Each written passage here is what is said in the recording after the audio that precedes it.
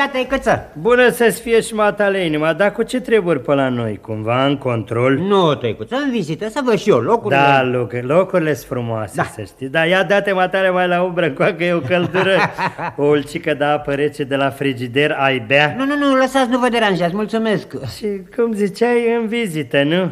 Da. Ai auzit și matale de noi, n-ai văzut la... Nu, mi-a vorbit când eram mic un unchi al meu. Ia, e rece. De prin părțile astea și a rămas așa cu amintirea. Așa, credeam că ne-ați văzut și noastră pe pânză. Pe pânză? Da, cum a fost? Adică ce mă mir...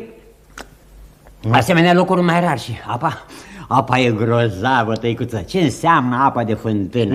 Nu, că noi avem canalizare. Da? Dar nu de pictor, spuneam eu, de film. Poftim? Da, am ajuns vestiți, ne-au filmat. Bravo! Dacă aveți rezultate frumoase în muncă... Nu pentru rezultate, pentru autenticitate. Poftim? Da, a venit un flăcău așa cu barbă și ne-a zis că suntem autentici și că face un film aici și l-a făcut. Foarte frumos. Într-adevăr, locurile sunt minunate. Și pe noi ne-a filmat, pe toți, cu mic, cu mare, ne-am pus haine de-alea vechi și noi am fost mulțimea. Cum mulțimea? Masa. Așa ne striga flăcău acela cu barbă. Masa, atenție, la mine toată lumea face, toată lumea drege. Noi am fost masa. Interesant, și când s-a întâmplat treaba asta? În primăvară, că și câmpul a rămas nearad în cauza asta. Cum așa? Păi dacă ne-o scos cu mic, cu mare la filmare. Chiar pe toți așa? Da. N-a avut nimeni nimic de zis, președintele? Costache. Păi președintele nostru, om de treabă, nu zic. Da, de când eu zis regizorul că e autentic și că face bine pe ecran. Așa. Da, păi și când s-a văzut în film, că el s-a văzut, nu ca noi, de masa nu prea se vede. Și ce s-a întâmplat? Păi cine știe, că a fost mai mult plecat la Buftea, cică, și de acolo a trimis vorbă să nu facă nimeni nicio mișcare până nu se întoarce el. Lumea l-așteaptă, greu să scutură. Sigur, vremea e numai bună pentru... Da. Ascultă, Cuță, se vede o mașină în zare acolo. Păi ăsta e Costache. Ăsta e Costache al nostru. Haide, vorbești de lup și bine te-ai întors, măi, Costache, te așteaptă lumea să începem treaba. Ce sănătate, Moș Gheorghe, lasă că n-am timp, pregătiți-vă că începem, haide. Așa, Costăchiță, tată, să începem că e timpul, dacă mai întârziem, nu mai avem ce alege. Ce să lasă alesul, Moș Gheorghe, că vine echipa, lasă. Care echipă? Echipa de filmare, hai că vin toți, vine și colegul Florin, vine și Dem. Vin să ne ajute la recoltat frumos din partea lor. Ce recoltat, Moș Gheorghe? De asta ne arde nouă acum, începem filmările. Mai turnăm o peliculă? Hai, puneți-vă straiele alea autentice. Da, să scutură.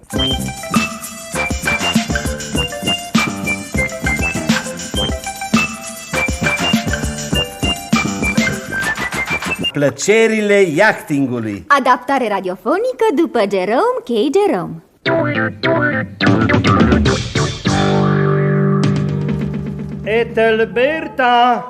Etelberta, uite ceva care ne-ar putea interesa. Ce anume?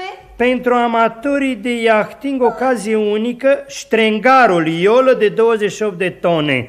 Proprietarul chemat urgent în străinătate pentru afaceri este dispus să închirieze acest ogar al mării, superb echipat, pe o perioadă scurtă sau lungă. 2 cabine și un careu, pianină Woffenkoff, cazan de aramă nou, condiții 10 lire pe săptămână. Adresați-vă la Pertwee and Company, numărul 3A, Bucklersbury. Păi, știu, dar cât mă pricep eu, cred că este exact vasul pe care mi-l doream. Eu sunt convins și nici nu costă scump. 10 lire pe săptămână fac exact 20 de lire pe 2 săptămâni și asta e exact ce ne trebuie. Așa că eu zic să mă duc chiar acum la Pertwee and Company.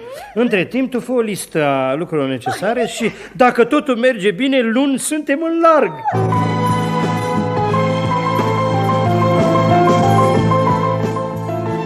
Luni. Ăsta trebuie să fie să urcăm pe punte. Dumneavoastră? Noi am închiriat vasul. Eu sunt Jerome. Știu, domnul Pertwee mi-a comunicat indicații exprese. Vă așteptam. Încântătoarea doamnă trebuie să fie, dacă nu înșel, doamna Gerald. Nu vă înșelați și dumneavoastră, dacă nu mă înșel, trebuie să fiți domnul Goiles. Exact, capitan Goiles. Am cinstea să vă arăt cabinele. Pe aici, vă rog. Vă rog, chemați un om să ducă bagajele. Noi preferăm să rămânem pe punte și, în general, să ieșim în larg cât mai curând posibil. Da. Echipajul servește masa, dar imediat ce termină, chiar mă duc să-i zoresc un pic. Așa. Da. Ia loc, draga mea, în fotoliu aici.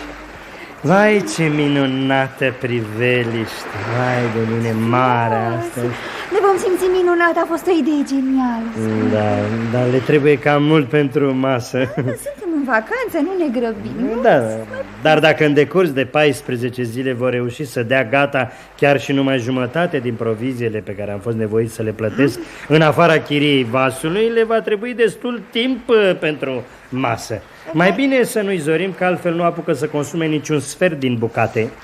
Se vede treaba că au adormit, nu? Mai puțin și se face ora ceaiului. Capitane Goiles! Hello, capitane! Capitane! M-ați chemat, sir? Când suntem gata, domnule capitan, pornim. Da, dar nu în astăzi, stimate domn, cu voia dumneavoastră. Dar ce are astăzi? Ziua e bună, mă refeream la vânt. Nu e semn că s-ar schimba. Dar de ce vrem să se schimbe? Mie mi se pare că este așa cum trebuie, suflă viu din spatele nostru. Sir, el suflă viu și noi o să suflăm morți. Vedeți, stimate domnule, acesta este ceea ce numim noi marinari un vânt de uscat, adică de la care bate, cum ar veni vorba, direct dinspre uscat. Poate să se schimbe peste noapte. Oricum, nu e violent și ține vasul bine. Eu mă retrag pe un vas. Știți și dumneavoastră, sunt atâtea de făcut. Iubito, capitanul spune că nu putem pleca astăzi din cauza vântului care bate dinspre uscat. Dacă n-ar bate dinspre uscat, ar bate dinspre mare și atunci ne-ar împinge înapoi la țărm. Mie mi se pare că acesta este vântul care ne trebuie. Ethelbert, aceasta denotă lipsa ta de experiență. Într-adevăr, pare să fie vântul care ne trebuie, dar nu este. E ceea ce numim un vânt de uscat. Și vântul de uscat este întotdeauna foarte periculos. Serios? Și de ce mă rog? Nu pot să-ți explic, dar să întinzi pânzele pe un asemenea vânt ar fi culmea nebuniei și eu țin prea mult la tine, draga mea, ca să te expun unor riscuri inutile.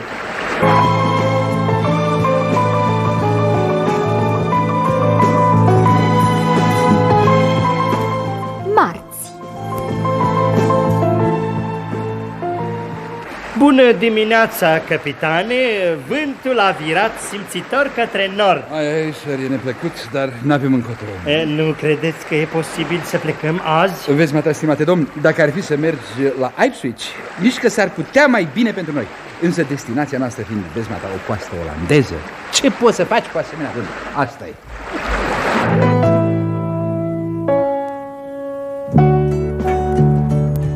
Miercuri. Bună dimineața, capitane! Ce părere ai de vântul ăsta dinspre sud? Rea de tot, sir. E foarte riscant să ne punem în mișcare, dar e riscant și să rămânem în locuri. Singura noastră speranță e ca vântul să schimbe până nu se întâmplă vreo dandana.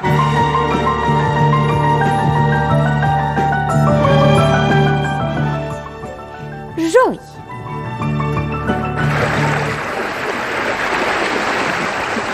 Bună dimineața, capitane! Cuvântul ăsta care bate direct dinspre est, cred că în sfârșit putem ieși și noi în larg. Stimate domn, dacă te pricepe ceva mai bine, ți-ai dat singur seama că e imposibil. Vântul bate direct dinspre mare. Domnule capitan Goiles, aș dori să știu ce am închiriat. Un iaht sau o locuință la Custră? O iolă, domnule. E un lucru vreau să știu. Se poate deplasa sau este proprietate imobiliară? Dacă este așa, spunem deschis, ca să plantăm niște iedere în cutii și o întindem peste hublouri. Punem câteva ghivece cu flori și un umbrar de pânză pe punte ca să arate totul frumos, dichisit. Dacă pe de altă parte se poate deplasa... Uite ce, fă-mi dumneata rost de un vânt prielnic și ștrengarul... Ce se cheamă vânt prielnic? În decursul acestei săptămâni am avut vânt dinspre nord, dinspre est, dinspre vest, dinspre sud, cu variațiuni intermediare. Dacă îmi găsești dumneata alt punct cardinal, îți găsești și eu un vânt prielnic. Dacă nu, și dacă ancora asta nu a prins rădăcini pe fundul oceanului, o ridicăm chiar astăzi și o să vedem ce o să se întâmple. Foarte bine, stimate domn. Sunteți stăpânul și eu sunt sluga. N-am decât un copilaș care de la mine așteaptă totul și fără îndoială că executorii dumneavoastră testamentari o să considere de datoria lor să se gândească și la biata mea familie. Domnule Goiles, fii sincer cu mine, te rog. Există măcar o speranță să fie vremea de așa natură încât să ieșim din nenorocita asta de băltoacă? Sincer? Sincer, vă rog. Vedeți, stimate domn, coasta de aici e afurisită. Dacă am ieșit în larg, nici capul nu ne-ar mai durea. Dar să te încumeți într-o epavă ca asta, ce mai, ca să fiu sincer, e un risc enorm. Este un risc foarte mare. Care vreau să zic? E un risc? Da, am uitat să vă spun, domnule. E și puțin găurit. În 3 locuri. Așa că riscul e foarte mare. Și-o poți lipi. Nu voi putea uita niciodată o casă ce-a însemnat viața mea și amintirea ei minunată. În viață sufletul meu o va păstra.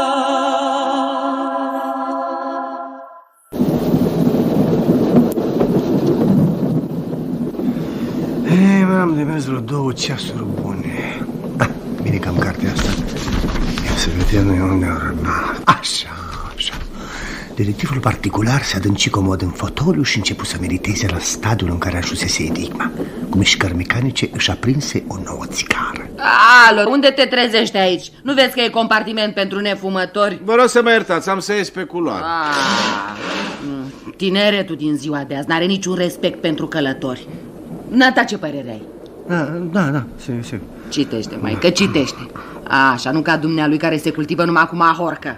Da, uite unde au rămas. Așa, revăzând gând filmul ultimii zile, chipurile tuturor oamenilor cu care stătuse de vorbă, mai ales bărbatul acela cu fața brăzdată de cicatrici, pe care îl întrebase unde a fost la ora crimei. Își aminti cu precizie răspunsul primit. Scoare, mare, că pică de sus din sacoșa dumitale, s-o fi spart o sticlă. Că n-o fi foc, Ia acolo nițica pe care dop de hârtie. Vă legați așa de orice fleac. Să vedem unde au rămas. Aici, așa. Brusc, lumina încăperii se stinse. Detectivul particular își ascuțea usul. Se aștepta la momentul acesta. Își auzea vii în piept bătăile inimii. Ia vezi dumneata cu cartea ce vrea ăla de la ușă, că ești mai aproape, dacă nu te superi. Da, cu plăcere, da.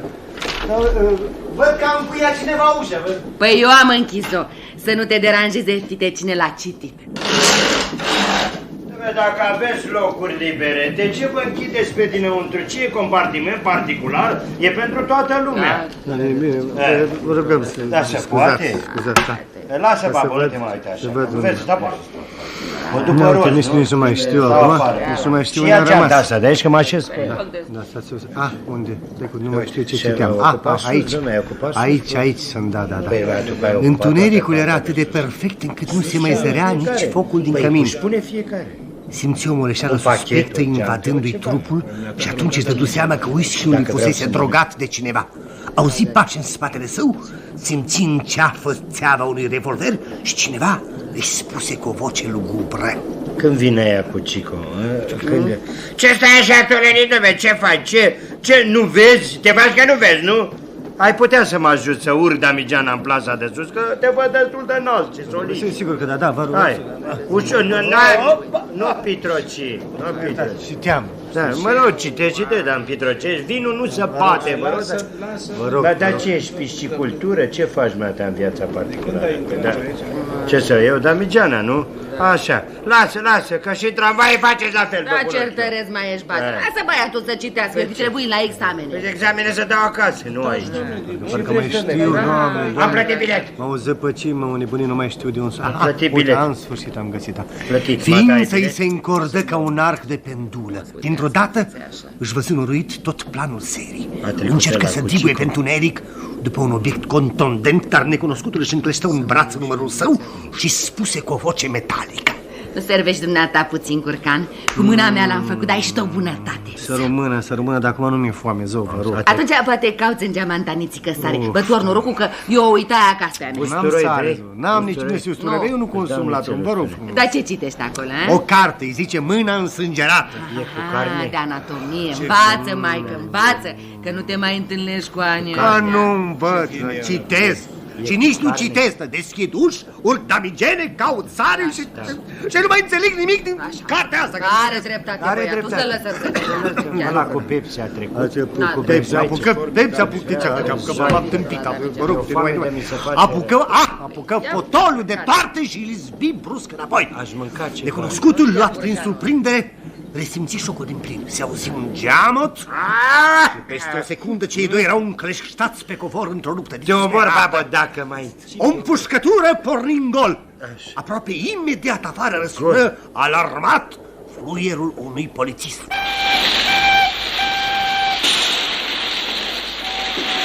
I-a luat Damigeana! Uite Damigeana, cine a dat? Alo, am ajuns, coborâm. Hai să coborâm, ce faci? Ce faci, dumneata, rămâi aici? Mai rămân, că mai am câteva pagini. Foarte frumos!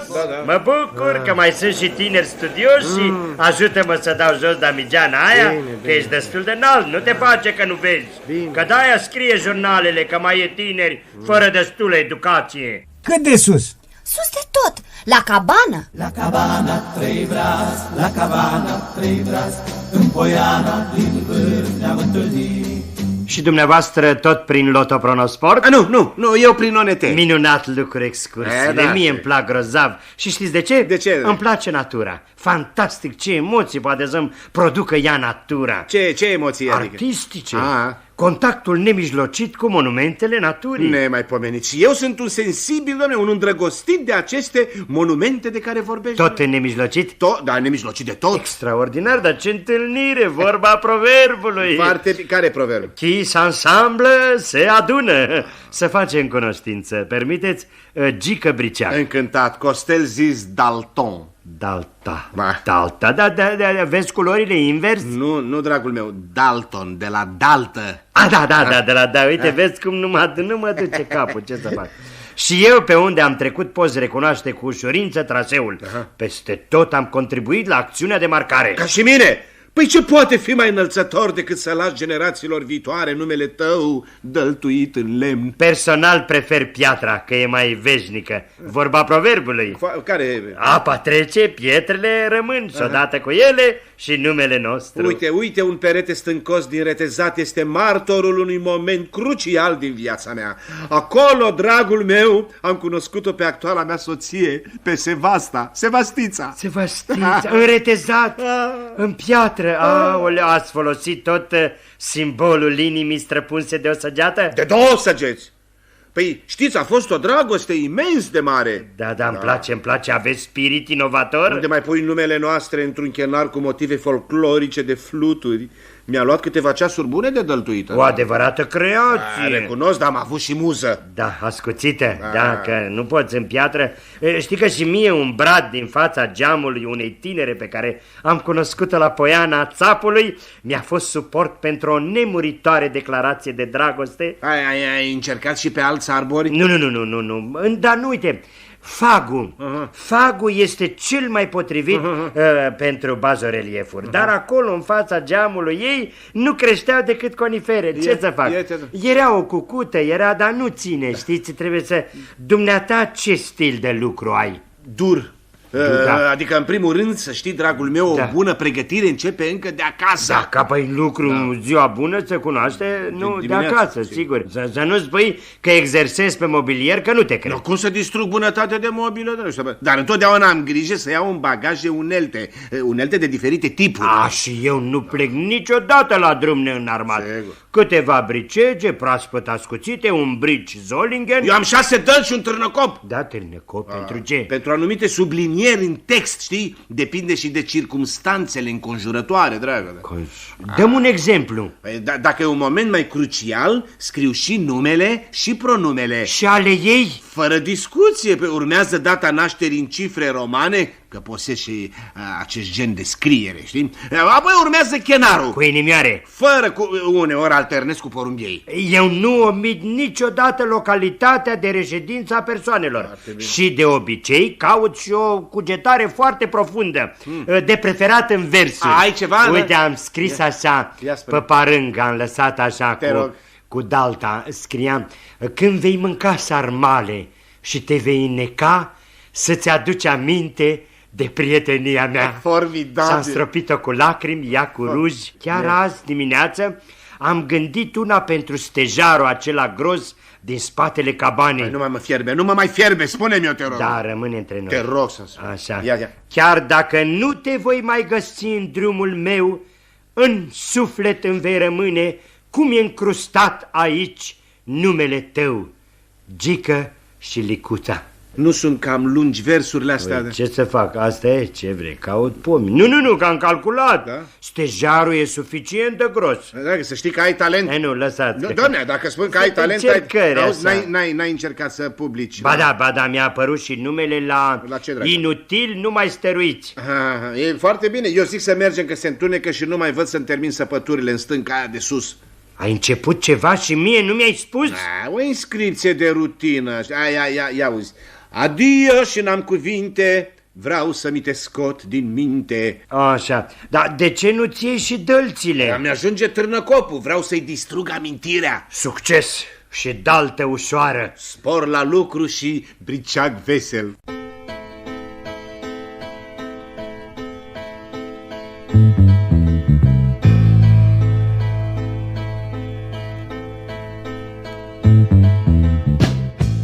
Dumneavoastră, cu ce vă servim? Mă uitam să văd dacă aveți muzicuțe. Muzicuțe? Ce să faceți cu muzicuțele? Nu toate, una singură. Pentru ce? Plec într-o excursie cu prietenii, m-am gândit să le cânt, să-i înveselesc. Da, în cazul ăsta am pentru dumneavoastră ceva grozav. Da, aș putea să văd. Cum să nu, uitați-vă aici, un contrabas. Contrabas? Ce să fac cu contrabasul? Să cântați, să ne ajutați pe noi la planul de desfacere cu amănuntul. Nătea numește amănunt sarcofagul ăsta? Văd că nu vă pricepeți la comerț. Luați-l și să fiți sănătos. Eu am cerut muzicuță. O fi, dar eu sunt obligată să vă ajut să vă dirigez gustul pe drumul cel bun. Un contrabas este exact ce vă trebuie. Contrabas în excursie? Păi sigur că da, dacă plouă. Păi și ce dacă plouă? Păi vă puteți adăposti sub contrabas. Sub muzicuță nu vă puteți adăposti și ar fi păcat că ruginește. Și pe urmă la trecerea peste cursurile de apă. Păi vezi? Cum o să trec apa cu contrabasul? Îl folosiți ca barcă. Muzicuța nu o puteți folosi ca barcă. Se duce la fund, dar contrabasul plutește. Ia uitați-vă ce barcă frumoasă vă ofer. Mie îmi trebuie o muzicuță, un instrument ușor, popular, cu care poți cânta în orice situație. O duci la gură și cânti. E mult prea incomod. Contrabasul nu trebuie să-l duceți la gură. Nu trebuie să-l duceți nicăieri. Rămâne pe pământ și vâș cu arcușul. Are și vâș? Văd ăsta arcuș? Sigur că are. Cu fire din coadă de cal. Oricât ai dat cu arcușul, din muzicuță nu scoți niciun sunet, dar din contrabas muzica curge, uite așa, vâș, ce mai luați-l și să-l purtați sănătos, că o să-l cam purtați. Nu-l iau, nici nu știu să cânt la contrabas. Păi și cum vreți să învățați contrabasul cumpărând o muzicuță? Nu vedeți că n-aveți nici argumente? Dacă spui dumneata că e așa grozav, îl cumpăr. Să știți că faceți o afacere. Cu 2 roți îl puteți folosi și ca roabă, plata la casă. Totuși, aș cumpăra și o muzicuță. Văd că în vitrină aveți. Am înțeles. Mai vreți un contrabas? Nu, vreau acasă. Vreau la aer. Și păsărilor călătoare le stă bine cu muzica. Mi-ați vândut pasărea asta zicându-mi că e scatiu. Îl auziți cum face? Și dumneavoastră îl credeți pe el sau pe mine? E cioroi toată ziua. Tocmai asta ar trebui să vă dea de bănuit. Ciorile sunt foarte perfide.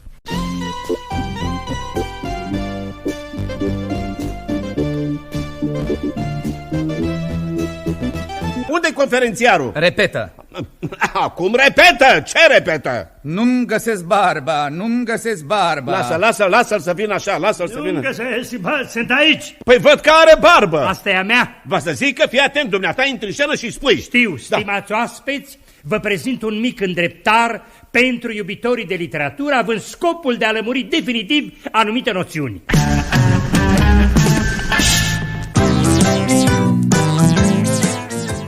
Scriitorul este un individ care are impresia că vede un lucru la care alții nu se gândesc. Criticul este un individ care se gândește la un lucru la care alții, care cred ceva, n-au crezut că se vor gândi. Scriitorul impresionist este un individ care crede că vede ceea ce alții nu se gândesc că văd. Scriitorul naturalist este un individ care vede ceea ce alții cred că văd. Poetul este un individ care crede că se gândește la ceea ce alții nu văd și nu cred. Redactorul este un individ care vede un lucru la care alții cred că se gândesc și pe care scriitorii nu cred să-l vadă alții. Scriitorul filozof este un individ care crede că gândește la un lucru pe care alții îl văd. Criticul subtil este un individ care nu vede ceea ce alții gândesc că văd. Dramaturgul este un individ care nu vede ceea ce alții cred că vor vedea mai târziu. Umoristul este un individ care nu gândește ceea ce alții văd în ceea ce crede el că vede, dar vede ceea ce alții cred că gândesc când văd ceea ce el gândește că crede că le vede. Cititorul este un individ care, după toate acestea, închide micul îndreptar și deschide radioul, crezând că vede în program o emisiune muzicală. Și nu o vede.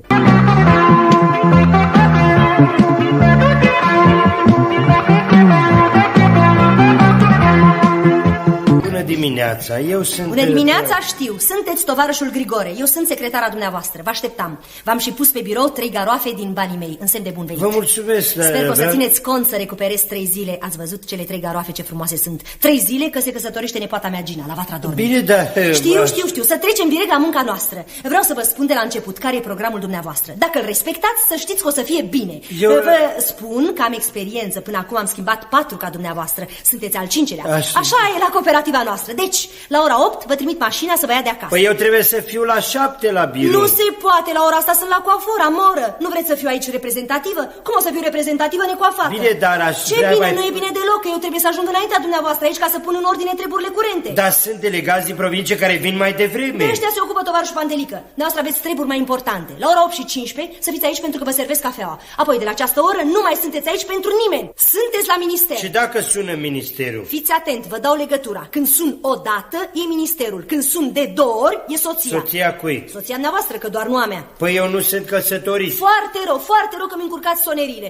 Și când sun de 3 ori, nu răspund. De ce să nu răspund? Pentru că este o persoană care trebuie să se convingă că am toată bunăvoința, dar nu sunteți în birou. Și dacă vine cineva cu vreo problemă urgentă? Să aștepte, îl programez peste 4-5 zile. Ce la dumneavoastră e vraiște? Bine, dar aș vrea dar să vă... nu vă faceți gânduri că nu vine nimeni. I-am învățat eu pe toți cu ordinea. Și pe urmă, la ora 14, dacă nu se întâmplă nimic deosebit, și nu se întâmplă pentru că sunteți plecat la minister, puteți pleca acasă. Eu nu plec. Numai să aveți grijă să-mi trimiteți iute mașina că am de făcut cumpărături și stau cam departe. Eu cred că va... Și eu cred că dacă respectați programul acesta, totul va fi în ordine și nu vom avea niciodată vorbă. Da, dar cum să vă spun? Cum? Nu vă convine programul? Da, din păcate. Ce din păcate? N-aveți nicio grijă, l-am verificat eu. Este infailibil. Sunt convins, dar din păcate nu voi putea beneficia de acest program. Nu vă înțeleg. Vedeți, eu am alt program făcut de secretara pe care am avut-o și la întreprinderea unde am lucrat înainte. N-aș vrea să-l schimb. Bine, dar aici eu sunt... Nu că n-aș vrea să schimb nici secretara.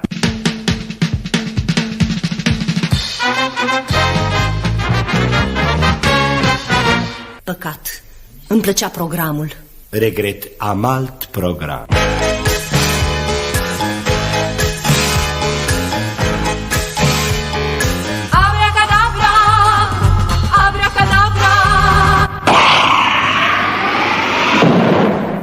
Ah, m-ai speriat. Cine ești? Cum și de unde ai apărut în fața mea?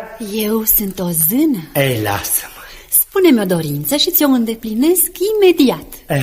Știu să mișc bagheta fermecată și fac rost de tot ceea ce dorești. Mare lucru, și eu știu să mișc din urechi și fac rost de tot ce vreau. Inima nu fi de piatră. Cu cât știi mai multe vorbe, cu atât știi mai multe lucruri. Cred că soția mea știe foarte multe vorbe. O să spuneți că vreau să insinuez că vorbește mult, nici gând. Vreau să spun clar pentru toată lumea că soția mea știe mult. Și când spun mult, spun puțin, că de fapt soția mea știe tot, ce e bine și ce e rău, ce e permis și ce e interzis, ce e folositor și ce e dăunător, ce e sigur, ce e îndoielnic, ce înseamnă talent și cum e lipsa de har și așa mai departe și așa. Numai soția vecinului meu Dumitrescu știe mai multe decât soția mea, dar treaba asta o știe numai Dumitreasca, în timp ce soția mea știe că Dumitreasca nu știe nimic. Mă rog, lucrurile sunt cam încurcate, dar prefer să le las așa. În ceea ce mă privește, mărturisesc însă că sunt cam derutat și mă întreb tot mai des dacă soția mea știe atât de multe, de ce mai are nevoie de mine, o făptură măruntă, neînsemnată, care nu știe și nu înțelege nimic. Pe de altă parte însă, dacă n-aș fi eu, pe cine și-ar verifica soția mea cunoștințele? Voi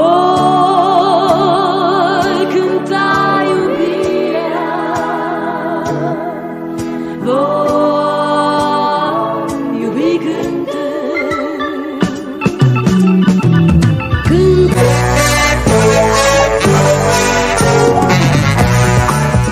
Fii bună, încă un cinzano, mulțumesc.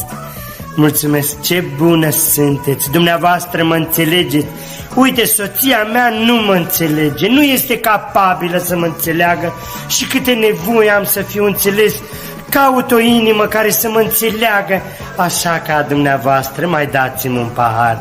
Sensibilă, înțelegătoare. Poftiți paharul și când ajungeți acasă spuneți soției că nici eu nu v-am înțeles. Reau. Îndrăgostiții n-au nevoie de cuvinte.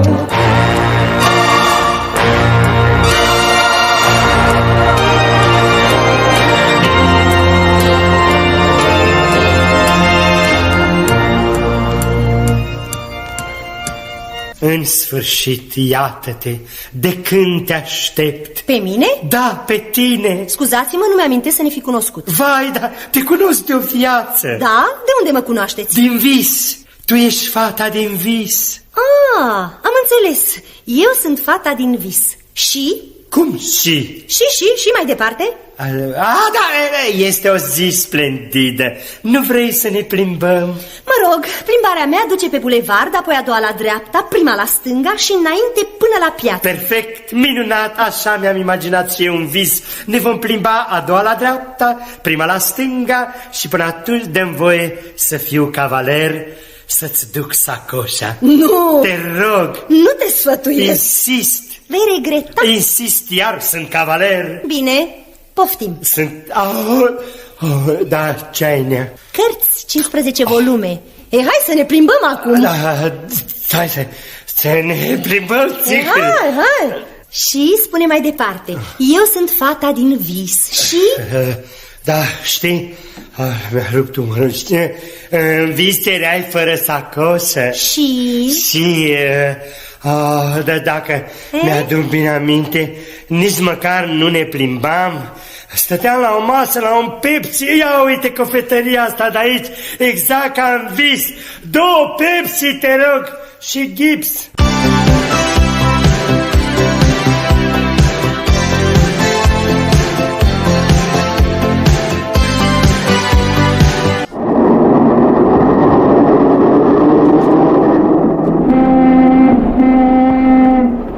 N-auzi că claxonezi? Dă-te la o parte! N-auzi? Dă-te! Dă-te dumneavoastră, că nu sunt tu cu dumneavoastră, mă. Eu am prioritate de dreapta. Voi fi având dumneata de dreapta, dar eu am o stângă care nu iartă. Las că vine să te liniștească. Ce să vină? Unde să vină? Nu vezi ce strâmtă e strada? Și cu mașinile astea puse la parcare, unde mai încape și... Să vin! Taci, frate! Ce, frate, dă-te la o parte! Ascultă, omule, eu am crezut că ești conducător auto, dar dumneata ești șofer. Ce vrei să spui cu asta? Mai bine bagă manșarierul. Știi ce greu îl nimeresc? Eu nou, mașina nouă. Eu sunt fraier că pierd timpul și stau de vorbă cu un încăpățânat, cu un berbec. Te rog să nu mă faci berbec, că dumneata ești mai berbec decât eu. Dacă nu dai înapoi, am să număr până la 3. Poți să numeri și până la 3000, că tot nu mă sperii, începătorul. Începător eu? Mai am 6 luni, 3 zile și 4 ore și îmi scot portocala de pe geam. Vezi că încep să număr. Număr și eu. Pornesc! Pornesc și eu. 1, 2, 3! Mai norocit. Ai văzut dacă nu mai lăsa să trec? Da, nici tu n-ai trecut. Poftim, acum treceți dumneavoastră pe jos. A, nu, după dumneavoastră. Vă las întâietatea. Ce mașină luați? Tot o Daci 1300. Nu atunci, acum, până acasă. 31 până în șoseaua Olteniții. La fel și eu. Luăm amândoi una mică? Un taxi? Nu, o tescovină. Nu se poate, ești cu volanul în mână, nu vezi? Ai dreptate, am rămas cu el așa. Să-l pun pe bancheta, dar unde e bancheta? Hai să mergem. Bună, colega. Bună. Și felicitări, am auzit că ai scris o piesă. Cum merg repetițiile? Binișor, am intrat în generale. Bravo, ce e, dramă, comedie? Nu se știe. Mă bucur. Cum, totuși, despre ce e vorba? Despre un om. Ce fel de om? Nu se știe. Bine, dar ce face? Nimic, umblă pe stres. Umblă, dar de ce umblă? Nu se știe. Și altceva? Umblă pe stres cu un ceas. Aha, păi spune așa, va să zic că umblă pe stres cu un ceas și ce face cu ceasul? Nu intră nicăieri? Nicăieri. Dar se întâlnește cu cineva, nu? Nu se întâlnește cu nimeni. Umblă de colo-colo fără să se întâlnească cu cineva. Dar ceasul, cu ceasul nu se întâmplă nimic? Ba da, ticăie. Așa, și mai departe ce se întâmplă? Surpriza. Ce surpriză? Ceasul nu mai ticăie. Da, de ce? Nu se știe. Și mai departe? Mai departe, în prim plan, apare o coloană. Ce coloană? De marmură. Bine, dar ce caută o coloană de marmură în toată afacerea asta? Nu mai înțeleg nimic. Da, cred că ai dreptate. Coloana asta trebuie să o scot. Încurcă totul. Subiectul devine confuz. O să scot coloana. Colega, știi ce? Lasă coloana și scoate subiectul.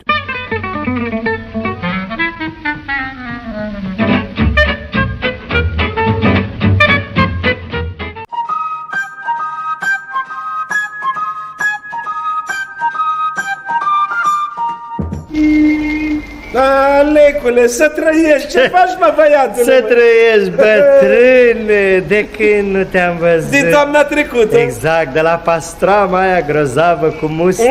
Ce-ar fi să luăm și acum una de bucurie că ne-am văzut, mă. Uite aici mustăria, uite, ne-am întâlnit exact. Ia, hai să intrăm. Hai să intrăm. Uite mese libere, câte vrei. Ne așezăm la una din ele. Măi, bătrâne, mă. Ce minunat lucru musteriile. Să bei din ulcior de lut. Să mănânci pastramă caldă, fierbinte, pe taler de lemn, cu mușdei. Ce-ați dorit? O mămăliguță. Stați sănătos. Da. O mămăliguță. Da. Nu e. Cum nu e? Bătaie de cap, ia cea unul, pune apă, pune mălai, mestecă. Și sare, nu? Nu sare, nu, e greu, nu e. Bine, atunci lasă să fie cu pâine. Da, luați cu pâine. Atunci 2 porții de pastramă de capră. Stați să notez. Da. Pastramă de cap nu e. Cum nu e? Bătaie de cap, ia pastrama, pune pe cântar, pune pe grătar, pune sare, pune piper. Mușdei nu-i pui, nu? Nu, mușdei n-avem, poate mai târziu. Bine, nu mai mâncăm, bem must. Da, mustul e sănătos, cât vrei. 1 kil. Un moment să notez. 1 kilogram de nu e. Cum, nici must n-aveți? Am avut. Am vândut peste 100 de kilograme de must, că am avut 50 de kilograme de struguri. Ce face? Păi din 50 de kilograme de struguri ați făcut 100 de kilograme de must? Păi știți ce boabe mari avea? Uite așa.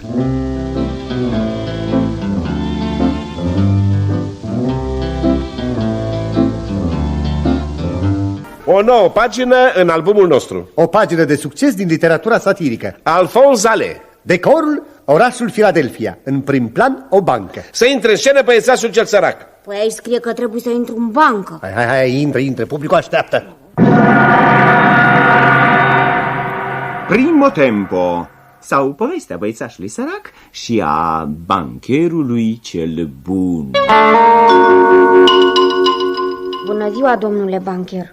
Nu cumva aveți nevoie de un băiețaș? Nu, băiețaș, nu. Eu nu am nevoie de un băiețaș. Nu aveți nevoie. Și atunci ce mă fac? că eu sunt un băiețaș atât de sărac. Nu-mi rămâne decât să plec. Adio, domnule bancher. Vai, sărmanul băiețaș, ia să vedem ce face. Am să mă ascund aici după unul din stâlpii aceștia de marmură și am să-i urmăresc mișcările. Dar ce asta? Să fie cu putință? Băiețașul a ridicat ceva de jos. Știu, a ridicat mai mult ca sigur un pietroi ca să arunce cu el în mine. Ia să vedem. Aici erai, băiețaș. Aici, domnule bancher. Ia să-mi spui tu mie ce ai ridicat adineauri de jos? Un ac, domnule bancher. Așa, un ac, va să zică. Și ia spune-mi, tu ești cu minte, băiețaș? Sunt cu minte, domnule bancher. Sunt cu minte. Bunica mea îmi spunea că dacă sunt cu minte, am să ajung un om de seamă ca dumneavoastră, domnule bancher. Da, are foarte multă dreptate bunica ta, dar ia spune-mi tu, cu cine votezi? Vreau să spun, mergi regulat la școala de duminică. Bravo, uite ce o să-ți dea în dar nenea bancherul. Ce? Uite, un stilou. Un stilou? Da, un stilou de aur. Ce să fac cu el, nene bancher? Să semnezi cecurile cu el, pentru că eu te-am îndrăgit, băieța, și am hotărât să te înfiez. Mai târziu te vei însura cu fata mea și vei deveni asociatul meu, iar mai târziu mă vei moșteni și vei deveni un bancher bun și bogat și vrei... Am să vă ascult în toate, căci nu vreau să vă supăr, domnule bancher. Bravo, am știut eu că ești un băiețaș cu minte și ascultător. Secondo tempo. Sau ce-a pățit un băiețaș care a citit povestea asta? Știu ce am să fac. Am să stau toată ziua în fața băncii și am să adun ace de pe jos. Hei, băiețaș, da, tu de acolo, ia vino încoace. Da, domnule bancher. Ia spune-mi, ce tot adun tu acolo pe jos? Ace, domnule bancher. Ia să le văd. Poftim, domnule bancher, și vreau să vă spun că eu sunt un băiețaș cu minte și merg regulat la școala de duminică. Și dacă îmi dăruiți un stilou de aur, vreau să vă spun că sunt gata să mă las înfiat de dumneavoastră și mai târziu să mă însor cu fiica dumneavoastră, ca mai târziu în calitate de asociat să vă moștenesc. Așa, nerușinatule, în primul rând că n-am nicio fiică. Am un băiat și în al doilea rând, cum îndrăznești adun de pe jos acele acestea care sunt proprietatea băncii? Pungașule, dă-mi dați-le ca... Dați-le că te dau pe mâna câinilor mei. Dar asta este o eroare, domnule bancher. Păi acele astea chiar eu le-am cumpărat din micile mele economii, că am vrut să fac întocmai cum am citit într-un magazin în povestea despre băiețașul cel sărac și bancherul cel bun. Ce zici, bunicuțo, m-am hotărât să candidez pe o listă independentă la postul de guvernator al marelui stat New York. Cu talentul tău de orator. Am ca rival pe domnii John T. Smith și Blank G. Blank. Oricum, față de acești domni, am reputația neștirbită. Da, eu pot să spun oricând că toată viața ta n-ai săvârșit nici măcar o singură faptă de care să-ți fie rușine. Nici măcar pe vremea când erai copil. Cât despre indivizii ăștia, Smith și Blank, n-ai decât să citezi ziarele, să vezi că nu există un scandal în care să nu fie amestecați. Deci sfatul tău, bunico, e da. N-ai înțeles nimic. Sfatul meu e nu. Dacă te bagi în cocină... Ți-am adus cafeaua. Da, mulțumesc. Poftim și ziarele. Da, mulțumesc. Ia să vedem noi ce scrie. Da. Dar ce e asta? Ce e asta? Sperjur. Poate că acum, când se prezintă în fața poporului în calitate de candidat la postul de guvernator, domnul Mark Twain va binevoi să explice cum se face că în 1863 a fost condamnat pentru sperjur în prezența a 34 de martori din Wacawac, Cochinchina, scopul acestui sperjur fiind de a fura de la o sărmană văduvă și de la copiii lipsiți de apărare o mică plantație, singurul sprijin ce le mai rămăsese acestor nenorociți. Domnul Twain este dator față de sine însuși, ca și față de marele popor, căruia îi cere voturile, să facă lumină în această chestiune. O va face oare? Ai citit ziarul? Sigur că l-am citit. Bine, dar știi bine, bunico, că eu n-am fost niciodată în Coșigina, nici n-am auzit de Waka Waka. Asta încă nu-i nimic. Citește și gazeta asta, uite. Asta ce e? Care? Un fapt semnificativ. Da. Va binevoi oare noul candidat la postul de guvernator să explice unor concetățeni ai dumisale care vor avea nenorocul să voteze pentru el neînsemnatul fapt că alor săi colegi de bancă din Montana le dispăreau din când în când mici obiecte de valoare care erau apoi totdeauna găsite la domnul Mark Twain în valiza sa, adică în ziarul în care își înfășura catrafusele, astfel că s-au văzut siliți ca spre binele lui să-i dea un avertisment prietenesc și ungându-l cu catran și tăvălindu-l în fulgi să-l plimbe călare pe o prăjină, sfătuindu-l apoi să lase gol locul pentru totdeauna pe care l ocupa de obicei. Va binevoi el oare? Nu se poate. Asta este o ticăloșie. Doar știi bine, bunico, că în viața mea n-am fost în Montana. Nu te enerva. Dacă ai intrat în horă și ai vrut să faci politică americană, trebuie să joci până la urmă. Și ce zici să fac? Deocamdată să bei cafeaua, că s-a răcit. Nu se vede. A venit poșta. Dar am primit o mulțime de scrisori. Individ abject. Ce poți spune despre bătrâna cerșetoare pe care e dat afară în brânci din locuința dumitale, fără stimă, semnat? În dorința de a vă favoriza cariera politică, vă aduc la cunoștință că îmi sunt cunoscute fapte ce le-ați comis și pe care opinia publică le ignoră. Vă sfătuiesc să ieșiți pe covertă cu niscai $, dacă nu, veți mai auzi de mine și de dumneavoastră prin ziare. Semnat... Ce ticăloșie! Ce mizerie! Am venit să te întreb, că nu știu ce să fac. Dar ce s-a întâmplat?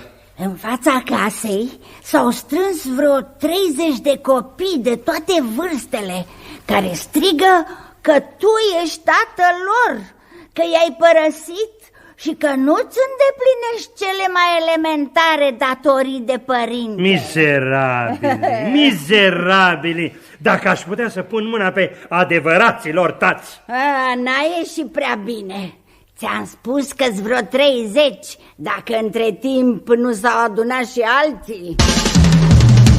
Bunico, da? Nu mai pot, nu mai pot să ies pe stradă, nu pot să intru într-un magazin, toată lumea se uită la mine, toți mă arată cu degetul, nu aud în jurul meu decât Twain, murdarul mituitor, Twain, josnicul șantajist și altele asemenea. Băcanu m-a întrebat dacă e adevărat că am dat foc unui ospiciu. Și știi de ce? Chipurile aș fi spus că îmi stânjenea priveliștea de la fereastră, iar portarul, omul acela cum se cade, care mă ruga de fiecare dată să-i dau câte o carte de-a mea, m-a întrebat cum e totuși cu putință ca să-mi fi otrăvit unchiul pentru a-i moșteni averea și alte bazaconii de felul acesta. Dar ce? Ce te uiți așa la mine? Da, cred că e mai bine să știi. Uite ce scrie astăzi gazeta locală. Titlul e promițător. Mincinosul țintuit la stâlpul infamiei. Ăsta sunt tot eu? De bună seamă. Doar ai vrut să candidezi la postul de guvernator. Ia dă-mi mie puțin. În baza depozițiilor scrise făcute sub jurământ de domnul și domnul, s-a stabilit că josnica declarația domnului Mark Twain, anume că regretatul bunic al nobilului nostru fruntaș Blank G. Blank ar fi fost spânzurat pentru tâlhărie la drumul mare, este o minciună abjectă și complet neîntemeiată. Este dureros pentru cetățenii onorabili să vadă că pentru obținerea unui succes politic sunt folosite mijloace atât de rușinoase ca atacarea morților, profanarea numelor lor respectabile, tot felul de calomnii. Aproape că simțim nevoia să îndemnăm publicul ultragiat și insultat să procedeze la o răzbunare sumară în afara legii.